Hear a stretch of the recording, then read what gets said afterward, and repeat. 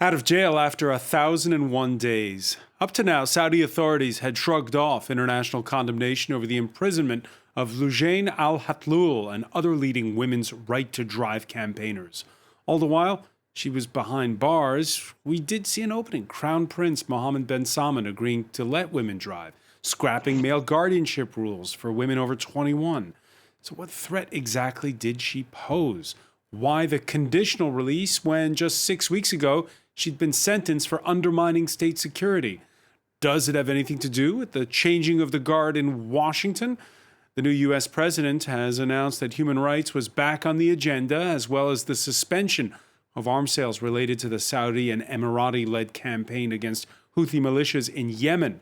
How will MBS handle a new Biden administration that has signaled its readiness to return when the time is right to the nuclear deal with arch rival Iran? Iran, a patron of those Houthi militias, who, despite the change of tack in Washington, have claimed responsibility for that Wednesday drone attack on an airport across the border in Saudi Arabia.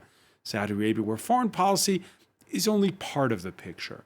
How does the House of Saud tread in a rapidly growing, youthful, plugged-in nation of 34 million subjects with a range of views on what the future should look like? Today in the France 24 debate, we're asking about the liberation of Loujain al-Hathloul, and joining us from Dublin, Saudi activist Abdulaziz Al-Muayyad. Thank you for being with us. You are the spokesperson for how do I pronounce it? ALQST for human rights? Al-Qist. Al-Qist in Arabic is fairness, so Al-Qist. Al-Qist. Okay, thank you so much. From Riyadh, Salman Al-Ansari, founder and president of the Saudi American Public Relations Affairs Committee. Nice to see you again. Thank you. Nice to see you, Francois. From Washington, Andrea Prasau, Deputy Washington Director at Human Rights Watch. Thank you for joining us. Thanks for having me. And here in the studio, he's a journalist at sister station Radio France International, Olivier Delage, the author of Geopolitics of Saudi Arabia. How are you? Fine, thank you. All right, France 24 Debate on Facebook and Twitter, hashtag F24Debate. Out of jail, but not cleared. Loujain al-Hathloul's movement and speech are limited by the terms of parole. More from Delano de Souza. Loujain al-Hathloul's siblings shared their joy a day after their sister was released from prison in Saudi Arabia. It was a very, very special moment. I think I will never, ever forget it in my life. Loujain al-Hathloul's family has worked tirelessly to raise awareness about their sister's detention. Late last year, the women's rights activist was sentenced to 5 years and 8 months in prison on terror-related charges. During her time in jail, the 31-year-old claims she was tortured. We asked her, when you were in the secret prison, you would always tell us that you were fine. Can we really trust you now saying that you're fine? I said, what did you want me to do? I had the electrocution thing on my ear, and if I would complain about anything, they were ready to electrocute me.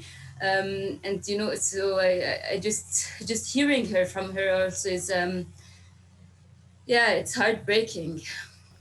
While Loujain al-Hathloul is now free, her freedom comes with strings attached. She won't be allowed out of Saudi Arabia for the next 5 years and will be on probation until 2024. It's not just the travel ban, it's also the suspended sentence that can have her return to prison at any time for any perceived criminal activity. And if we look at Loujain's charge sheet, we'll see that criminal activity in the eyes of the Saudi authorities can be something as simple as communications with journalists. Loujain al-Hathloul's release comes as authorities in Saudi Arabia are forced to confront a new U.S. administration. President Joe Biden has vowed to stand up for human rights and reassess the relationship between Riyadh and Washington. Abdulaziz Al-Muayyad, explain to us, why was she arrested?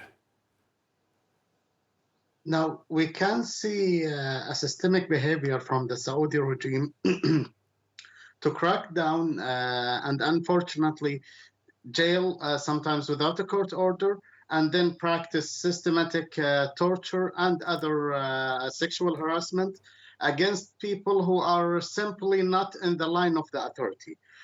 We would like to put the things in perspective. This is an absolute monarchy. An absolute monarchy, there is no separation of power. So talking about a fair trial under Mohammed bin Salman is just something that is not true. And these authorities, Mohammed bin Salman and his authorities, are pushing all the activists who are asking for reforms for a long time. So we can see the irony when a hero like Loujain asks for a woman driving, which is a simple right, which the government used to say that the Saudi society isn't ready to have women driving. In the same time, our people are fighting and going to jail for this right. And then Mohammed bin Salman announced that he allows women to drive, which is a right for any woman, and he looks like a reformer. The fact is, Mohammed bin Salman and his authorities are a very corrupt form of government. It's like talking about a bank robbery, but now we are talking about one of the hostages and what's happening for them. But Mohammed bin Salman doesn't have any legitimacy and his system, and they are affecting in a very bad way the justice in Saudi Arabia. Unfortunately, this happened with Khashoggi, this happened with Loujain, and there is a lot of other names that some of them that today we got some bad news about more activities of arresting and pushing human rights defenders. These people are known all over the world. They talk about espionage in the Loujain case, and they talk about danger to the kingdom. Where all what Loujain do is going to social media and talking with NGOs. This is not a behavior of espionage. Right. So let me bring in Salman Ansari on this. Just the point that you made, Abdulaziz. Salman Ansari, she's arrested, she's thrown in jail, and then the right to drive for women is legalized. So why did she remain in prison? Yeah, thank you, Francois. I think we have to slow the tone here and speak with facts first.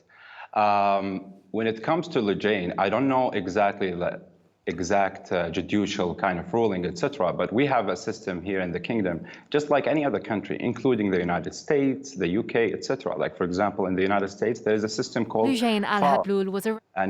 And FARA is a system that would not allow anybody, any American citizen, to work on behalf of a different government or a different international entity without declaring that they are working for their reputation, etc. So we have something very similar. And guess what? In the United States, the punishment for this is 5 years in prison with $200,000 as a so penalty. You're saying she was a foreign agent? No, I don't know exactly, because it's not my, and actually was invited to speak about US-Saudi relationships. But in general, when it comes to the case of Loujain, based on what I've understood from the main report, etc., that she was breaking the laws of the Kingdom of Saudi Arabia by simply dealing with international bodies and governments that are hostile to the kingdom to change the public perception about this and that. And let's just be very frank. And I'm actually very sympathetic and to the people of Loujain and to everybody, every Saudi and every citizen. But in general, what I'm trying to say here, we have to look at the facts. In 2020, there was a report by the World Bank about women. And guess what, Francois? They've put Saudi Arabia as the biggest reformer in the world when it comes to women. So, and you don't see this to be resonating well in the whole world. We know that we have a lot of shortcomings. I personally cannot be more royal than the king himself, because the king and the crown prince, specifically Mohammed Ben Salman, he said it clearly that we have a lot of shortcomings when it comes to women's rights, when it comes to human rights, etc., and we are working to address them. All right. And by the way, I will ask you about the issue of how this plays into relationships with the United States in a moment. But first, I want to bring in Andrea Prasau. Again, viewers around the world are wondering, A, why she seemed to pose a threat, and B, why she is released now. Those are great questions. So obviously I can't say for certain. I'm not, I don't have access to the minds of the people who did this, but I think that the imprisonment of Loujain and of many other activists and journalists and bloggers, really anyone who speaks out against what the kingdom wants. They're in prison because of power. As you've noted, she was advocating for something that MBS granted to the people, but he granted it the way that, a benevolent dictator might grant this privilege of driving. It wasn't recognizing that women, of course, should have the right to drive. And that's the sort of thing that Loujain was advocating for. And that's why she was seen as threatening. And, I really want to comment. Your last guest talked about or potentially being a foreign agent and speaking to people hostile to the kingdom. That means talking to someone like me. She could be prosecuted for the mere fact that she would talk to me about human rights. I don't think anyone thinks that that's appropriate. That's certainly not what an actual foreign agent might be. And of course, governments have the right to prosecute people for infringements on their national security. But Loujain never posed a threat. Her prosecution, her imprisonment were solely about MBS and his desire to assert power over anyone who objected to what he wanted. And so why are conditional release now? Sure, that's a great question. Keep in mind, her trial took place in December. So that was after Biden had already been elected. And of course, the big question is this about the U.S.? I think it is. I can't say for sure that it is, but we've seen the Biden administration has temporarily suspended the sale of offensive weapons to Saudi Arabia and the UAE in connection with their military campaign in Yemen. It's hard to imagine that the conversations between the new U.S. administration and the Saudis would not include a discussion about freeing the women's rights activists as well as others. These are issues that have been at the forefront of U.S. politics. I mean, for many years, no one in the U.S., even in Washington, would talk much about Saudi Arabia. After Jamal Khashoggi was murdered, all of that changed. And suddenly, members of Congress were demanding justice. They were demanding that the U.S. change its relationship with Saudi Arabia. Biden promised to do so on the campaign trail and took steps to do so immediately upon being inaugurated. So I think that MBS sees that and sees that there are certain actions that he could take that would suggest some degree of appeasement towards the U.S., and that's why I think that we've seen her released now. But, as you've noted at the outset, she's not free. She is not in jail at the moment, but she is far from free. Right, she's under parole. Olivier Delage, it was the question we posed on the hashtag F24debate. If this release is an olive branch to the new administration in Washington, you agree there with Andrea Prassau? Yeah, it's one of many. I mean, there are many signs that the Saudi Arabian government is changing its policies to adapt to the new situation posed by the election of Biden. Let's put it in another way. Had Donald Trump been re-elected, I'm very skeptical that Loujain would have been freed now. Salman al-Ansari? I think politicizing such cases is not at the service of anybody. Let's just speak about another time, like the facts, because we don't just want to go and speak without basing our facts with just anyhow. Women in Saudi Arabia right now enjoy basically great opportunities, unlike before, when they unfortunately had legal restrictions on their personhood, movement, dress, and were infamously subject to guardianship by male relatives. These days, more than 55% of university graduates are women. And large private and governmental sectors are run by women. The largest stock market in the region, which is called Tadawul, has been run by a Saudi woman named Sarah Suhaimi since 2017. And one of the largest banks is also run by a Saudi woman. So, we have female diplomats and ambassadors in the most important world capitals, including Washington. But do you agree with Olivier Delage that there is a timing issue and that it is linked to Joe Biden becoming the new U.S. president? Not in any way. Based on, like, if you ask any Saudi who really knows how the kingdom is actually functioning when it comes to global and international pressure, you would know that there is no such thing at all. And the Crown Prince himself, a couple of days ago, he spoke about unleashing a complete judicial reforms. He himself is confessing that there is a problem when it comes to a lot of issues that are related to personal privacy, personal safety, so many different things. And when it comes to legal and judicial reforms, that is very crucial and important for any country that wants to have a vision such as Vision 2030, etc. So I want people to, because, okay, Francois, if you allow me to speak about this, because it seems that I'm on the corner being the only one who speaks in a different kind of tone with that regard. I think many people would agree that Saudi has been blamed, and it was just like a fashion before, to be blamed for in the international media and by some world politicians to be linked to terrorism. I will tell you how this is connected. And right now, you will never find anybody speaking about Saudi Arabia and its linkage, its claimed linkage to terrorism.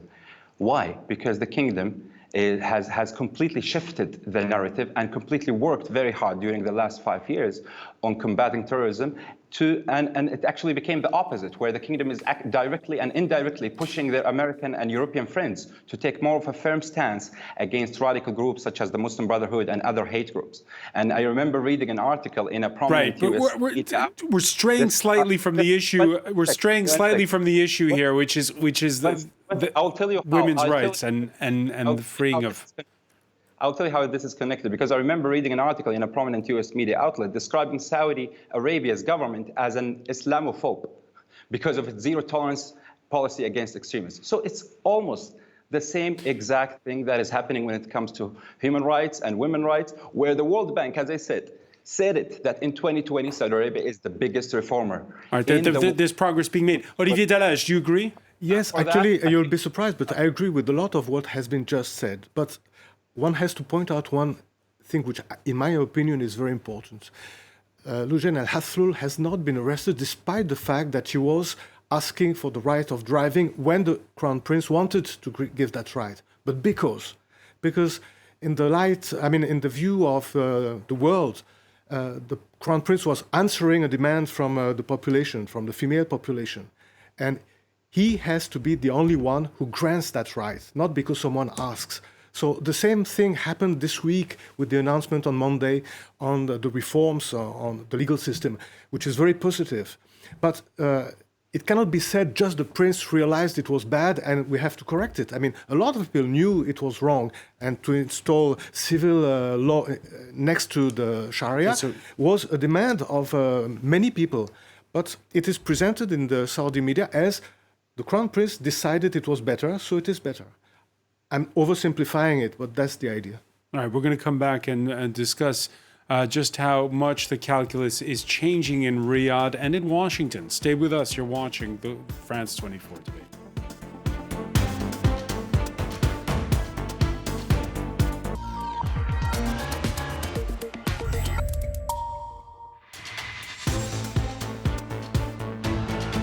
Welcome back, or welcome if you're just joining us. It's the France 24 debate, and we're looking at what's changing inside of Saudi Arabia, what with the conditional liberation of Loujain al-Hathloul, one of the kingdom's most prominent women's rights activists. We're talking about it with from Dublin, Saudi activist Abdulaziz Al-Muayyad, spokesperson for, hope I pronounced this right, Al-Qust. How do you pronounce it again, please? Al-Qust for human rights. Joining us from Riyadh, Salman Al-Ansari, founder and president of SAPRAC. I hope that I'm getting that pronunciation right. The Saudi American Public Relations Affairs Committee. Journalist Olivier Dallage from sister station Radio France International, the author of Geopolitics of Saudi Arabia. And from the Washington Bureau of Human Rights Watch, Andrea Prasau is with us as well. We were talking just before the break about how a new U.S. administration does change the calculus. Abdulaziz Al-Muayyad, you agree? Now, this is very sad for us to notice, but the coalition between a lot of events that happened after Biden been elected leave no doubt that this is connected. So, for example, Loujain al-Hathloul was in jail for 3 years without a sentence. After Biden was elected, she was sentenced and released. So denying the connection here is just trying to take a no-brainer to know that there is a connection. Not only this, there was a couple of detainees, Saudi detainees, political detainees with American passports, dual nationality. They all have been released until now. So claiming that there's no connection is a bit trying to push the limit, especially that it was announced from Biden. The Saudis even didn't announce it officially in a way or another. Now, we talk about Mohamed Ben Salman and releasing Loujain as a gesture of it's a gesture to play with the American politicians and Biden administration, not a gesture to give the rights that are taken from the Saudi people. Because if Mohammed bin Salman have any intention of giving a care for human rights, he would release all people who are detained for political views and for simply practicing pure activism, non-violence activism. But he's not doing that. He's releasing some of the high-profile names to release some of the pressure and to use it as a negotiation or a goodwill movement with the Biden administration. Now, this is very sad because this government have not been empowered. Mohammed bin Salman is not empowered because we choose him. And we can't choose somebody else if it doesn't do good. I'm sure that if the people have the right, they will choose a person like Loujain over Mohammed bin Salman. But they can't. Not only this, today Loujain can't travel and have a sentence waiting for her because of a person who doesn't have a good record when it comes to crime, obviously. Like when we talk about the amount of money he have, his connection with Khashoggi case, this is a very complicated situation, and I understand that. All right. So let me just bring up, because we've gotten a lot of reaction on the hashtag F24 debate on this. This one pointing to Andrea Prassau's organization, Human Rights Watch, saying. Calling on authorities to revoke the suspended prison sentence and allow her to travel immediately. Yeah, Joe Biden talked about human rights and promised it would figure prominently, as opposed to his predecessor when he became president. When Donald Trump was elected, his first foreign visit was to Saudi Arabia, one of Joe Biden's first acts to suspend support for the war in Yemen and to name a special envoy who this Thursday visited Riyadh. It's one day after that drone attack inside of Saudi territory. Nadia Massi takes a look. Remnants of a weaponized drone lying on the tarmac at Saudi Arabia's Abha airport. The aftermath of an attack by Houthi rebels from Yemen that left a gaping hole in this civilian aircraft. Nobody was injured, but the incident is just the latest example of Houthi forces stepping up attacks just as Joe Biden attempts to reset America's relations with Saudi Arabia and with Yemen. Last week, the Biden administration announced the United States would end its support for the Saudi-led military campaign in Yemen and would no longer list the Houthis as a terrorist group. All evidence Biden is seeking to loosen the close ties with Riyadh fostered during the Trump years. Nonetheless, the White House has made it clear attacks on Saudi soil are unacceptable. Let me first say that we condemn the Houthi attack today at the Abha International Airport in Saudi Arabia, a civilian airport. The Houthis, meanwhile, continually demonstrate a desire to prolong the war by attacking Saudi Arabia, including attacks on citizens. The Biden administration is hoping to kickstart negotiations to end the war in Yemen, sending a new diplomatic team to the region this week as the fighting continues. So, Olivier Delage, that drone attack on the eve of the arrival of that new envoy by the United States, what are they saying? They don't want to sit down for peace talks, the Houthis? No, they set the condition to continue. First of all, they try to grab as much territory as they can, like they do in Mareb at the moment. And this war is going to stop because without ammunition, it cannot continue. So they want to have the best position when they come to the negotiating table. And the Saudis, who have been pursuing this war for 5 years, at least nowhere, they want the peace now. But doesn't it undermine Joe Biden? I mean, he's been saying he wants to go back to to negotiating the Iran nuclear deal. If the Houthis, whose patrons are in Tehran, do that, then it makes it tougher, no? Who said anything was not tough in Yemen? But I think it's oversimplistic to say that whatever is decided in Tehran has a translation right on Yemeni territories. It's far more complex. He's been very careful, Salman Ansari, in choosing his language, Joe Biden. There's still military support, by the way, for Saudi Arabia, just not for the conflict in Yemen. What do you think of the new U.S. administration's policy on Yemen? Great, thank you so much. I think, as I previously mentioned, that the golden rule for Saudi-US relations used to be oil for security. And recently, this rule has changed to what I call trade and security for trade and security. I believe that both nations consider each other as indispensable, and their partnership is crucial for regional and global security. The Kingdom believes that the U.S. national security is an extension to global security, and it's the same thing, vice versa, I believe. The relationship is very interdependent.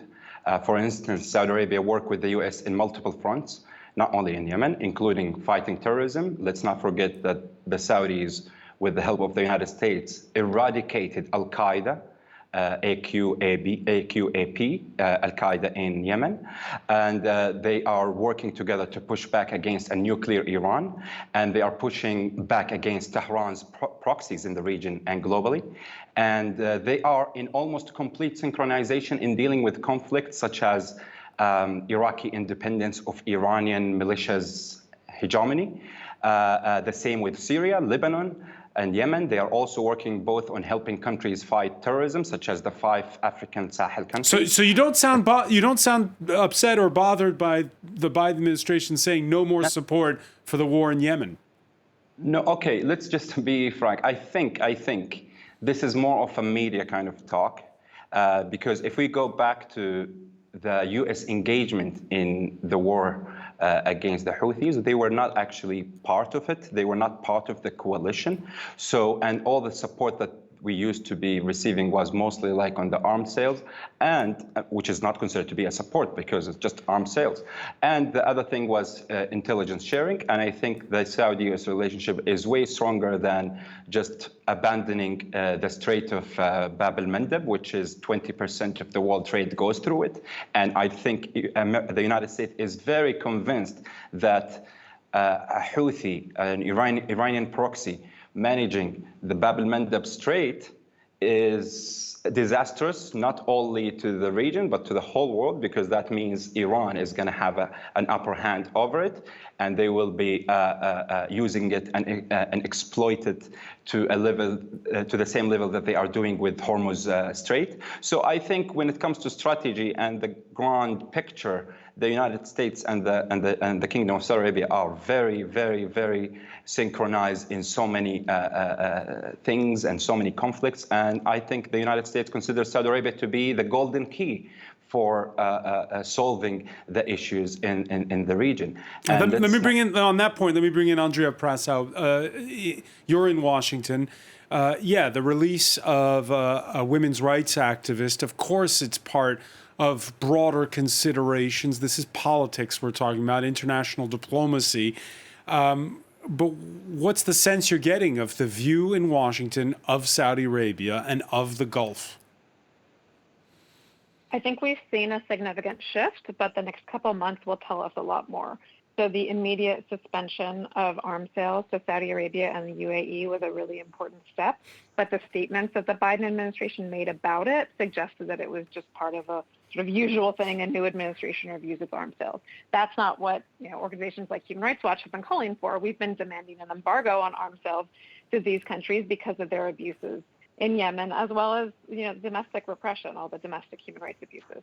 So in the coming weeks and months, we'll get a better sense of which sales are actually covered by that embargo, whether that might be made permanent, which is something that we're calling for until those countries change their human rights records. And we'll have to see, releasing Loujain, releasing other activists. While that's important for those individual cases, those are flawed releases, as we've noted already. We haven't seen any discussion of accountability for the abuses that they suffered in detention or the fact of their unlawful detention, and there are many more people who are still detained. So if there isn't a real change in the way that MBS behaves, both domestically and in Yemen, then I think the administration here will get a lot more pressure from Congress. Now, keep in mind that the U.S. Congress twice voted to ban arms sales to Saudi Arabia. The only reason they continued is because former President Trump vetoed those bans. So Congress is with the administration in terms of restricting the relationship with Saudi Arabia right now. Whether that might change or whether it will stay permanent, I can't say.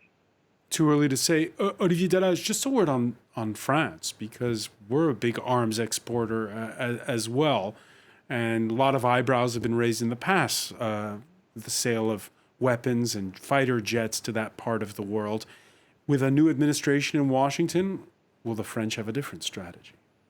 We don't know yet. I mean, the French government doesn't like to talk about it, and if given a free hand, it would just continue the way it is now. That is, supplying weapons and munitions to the Saudi governments, like the UK, by the way. You say a free hand. Who will tie Emmanuel Well, there might Macron's be hand? American pressures to align, and that may be one of the areas in which Europe, I mean, some European countries like France and the UK will not be so happy of the new turn of the American administration.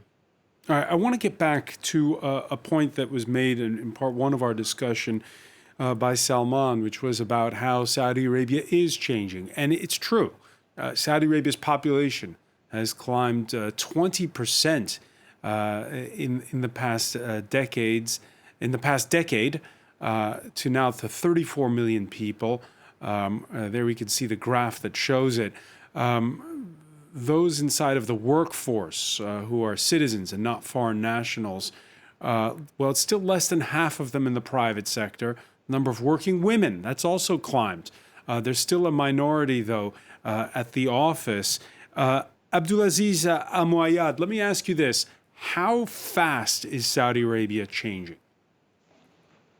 With the young population of Saudi Arabia, and the access to the internet and the different students from Saudi Arabia traveling all over the world, there have been a shift from the, like, unfortunately, we have absolute monarchy, which is a system maybe from the medieval ages, and the population are not happy, and we are seeing that the government is reacting in two ways. First of all, cracking down in every call for change. But the other thing is the government is only taking care of its own and a small elite that is benefiting. Let me explain. When Corona happened, Saudi Arabia had raised taxes to the Saudi people by, it was 5% to 15%. Other countries, like just economically, they wouldn't do that just to stimulate the economy and not let the few, the poorest pay for the changes. On the other hand, we have the royal family, 15,000 individual. And my colleague here from Saudi Arabia will know sharha or mukhassasat al-umara. It is like a payment for the richest of the royal family. And they don't pay taxes of it. This happened. Mohamed Ben Salman can buy the most expensive yacht in the world, the most expensive palace, and the most expensive painting. And on the other hand, the Saudis are suffering from the highest unemployment rate in our history. Now, this is a reflection from a very backwarded regime, and unfortunately, some countries are dealing with this regime as a normal regime. Well, it's taking our people as a hostage in jails and in other places to benefit a few of the regime, the royal family, and others who are close to them, who are willing to defend the undefendable of a few taking the whole nation in ransom and making them pay for bad decisions that we don't agree with. I don't believe that the Saudi people will agree with the war in Yemen or with the way that the money is being spent and how we deal with our economy. Now, Mohammed bin Salman is announcing new projects and announcing reforms, but we are not seeing anything in the ground. We are seeing unemployment rates go up. We are seeing problems that are not being solved, and the solutions are just childish and immature. Salman al-Ansari, when you look at the reforms that were spelled out by the Crown Prince, of course, as was just mentioned, we've since had COVID.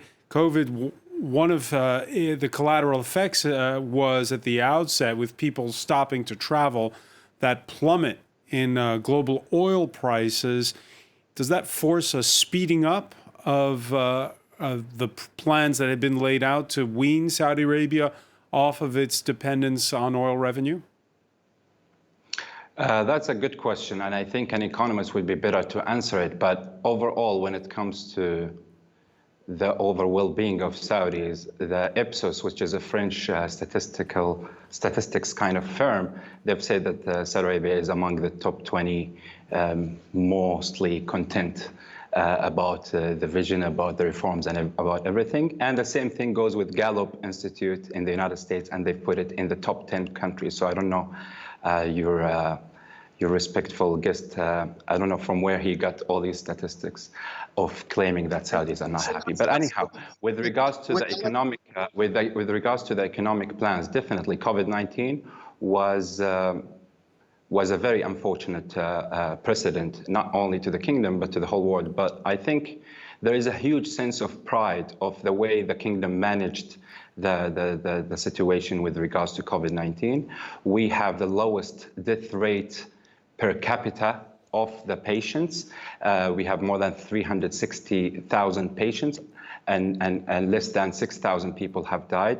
And I think that the health system proved to be very resilient in the kingdom. When it comes to economy, when it comes to business as usual, definitely everything got affected. But I am pretty sure that with this time, and until we just get rid of this COVID nightmare, I think we will be in a position where we get back so fast with regards to our mega projects, with regards to employment, with regards to reaching out to the world and having the kingdom to be a hub for business. We are speaking of NEOM, we are speaking of the Red Sea project, we are speaking of Qiddiya, the biggest entertainment city in the world. We're speaking of so many promising projects that are working to not only be in the next 10 years to be established, but also it's gonna facilitate for more employment and facilitate for more business interactions in the kingdom. And all right, let me bring in, just because we're running short on time on this, Andrea Prasau. A lot has been said about the reforms touted by the Saudi Crown Prince. And we have seen in the past decade to get back to the topic we mentioned at the outset, a doubling of the women that are in the workforce. The numbers, though, are still low. Your thoughts on the perception of Saudi Arabia going forward? So reform is good. There's no doubt that improvements that we've seen over the years have been beneficial. The latest announcements, for example, reducing what were death sentences for child offenders, down to 10 years, those are really important. But, I don't just cover Saudi Arabia. I work on human rights around the world. And governments that abuse human rights everywhere will say, give us time. It takes time. The people need to get used to this. We're, incremental reform. That is an excuse that they give when they don't actually want to uphold their international human rights obligations. And the people demand more. So we're very pleased to see reform and pleased to see progress, but it's not enough. All right, we'll have to leave it there, unfortunately. Much more to talk about.